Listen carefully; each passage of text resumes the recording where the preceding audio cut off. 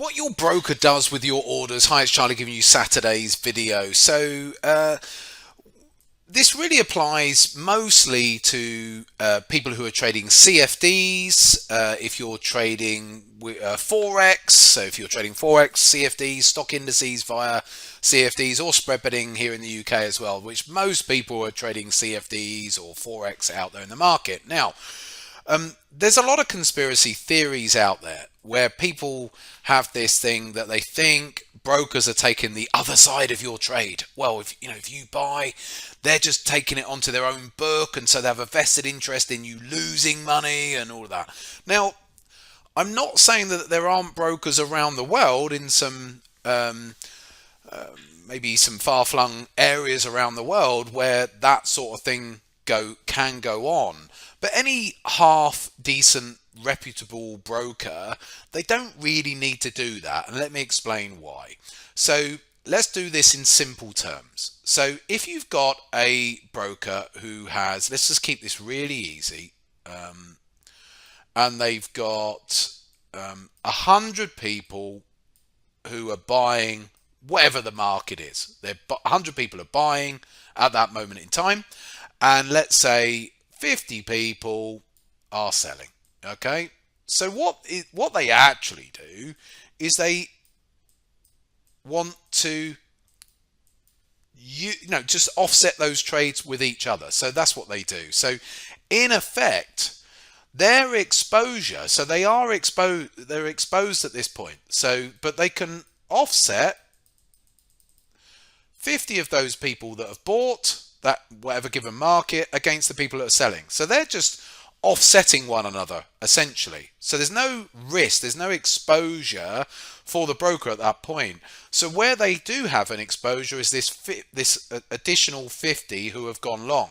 So if those people go long and that CFD provider doesn't do anything and the market does carry on going higher, the CFD provider, obviously, when the clients close all their trades, they've got to pay them their profit. Yeah. So this is where they will hedge. Okay. So they will hedge that exposure. Okay. So the majority of brokers will hedge that exposure. Some might actually not hedge it all, admittedly.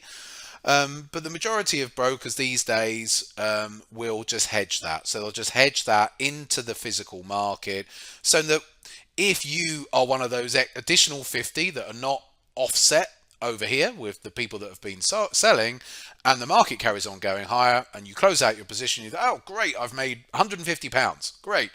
That broker deposits the £150 is there in your account, of course. But the broker hedged your position anyway, so they've made that £150 as well, and then they're just transferring it across to you essentially.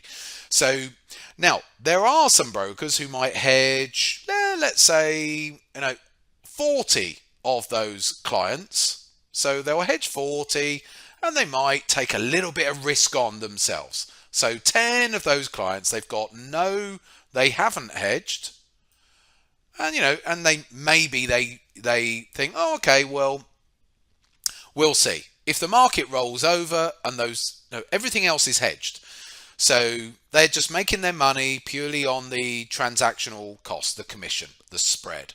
So, but on those 10, if the market does roll over and come down and the client loses, then yes, that broker will make on those few. But not a lot of brokers don't even do that nowadays, but some might do. But it's not like they can manipulate the markets or anything like that. A broker can't move the markets. They're just having a punt themselves. If the market goes up, then they lose and they just pay that client. That client then makes money and the broker loses. But like I said, most brokers don't even do that. But in essence, that is the sort of thing that's going on. So most people have this view that they think, oh God, a broker's going against you. No, they want to largely hedge themselves. They want to protect themselves. If they're going against you and the market goes flying up, they lose, don't they? So they want to make sure that they are correctly hedged so that they don't go out of business. That's in essence how it works.